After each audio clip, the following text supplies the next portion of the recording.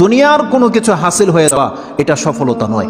একজন মুমিন মুসলিমের মর্যাদা আল্লাহর কাছে এক পাল্লায় যদি একজন মুমিন মুসলিমকে রাখেন, আরেক পাল্লায় পুরো পৃথিবীকে রাখেন। কেউ যদি পুরো পৃথিবীকে ধ্বংস করে দেয়, এটা আল্লাহর কাছে অত বড় অপরাধ নয়। একজন মুমিনকে যদি কেউ হত্যা করে, এটা যত বড় অপরাধ। তাহলে একটা মানুষ তাওহীদের উপরে যারা আছে তাদের মান মর্যাদা এত, আল্লাহ বলছেন অতএব তারা যেন দুনিয়ার জন্য নয়, বরং তারা ওই পরকালে জাহান্নাম থেকে মুক্ত হয়ে যাওয়ার সেই রাস্তা যেন তারা অবলম্বন করে। কারণ সেই দিন যাকে জাহান্নাম থেকে শুধু বাঁচানো নয়, দূরে রাখা হবে। ওয়াউদখিলাল জান্নাহ, আর যাকে জান্নাতে প্রবেশ করিয়ে দেওয়া হবে, আল্লাহ বলছেন ফাকাদ ফাজ, এই হলো সফল কাম। কারণ জান্নাত এমন একটা জায়গা, এটা হচ্ছে চির সুখের জায়গা। একবার শুধু কোনো ব্যক্তিকে জান্নাতে ঢুকিয়ে দিলে জীবনের যত পেরেশানি আছে সব দূর হয়ে যাবে, সব দূর হয়ে যাবে।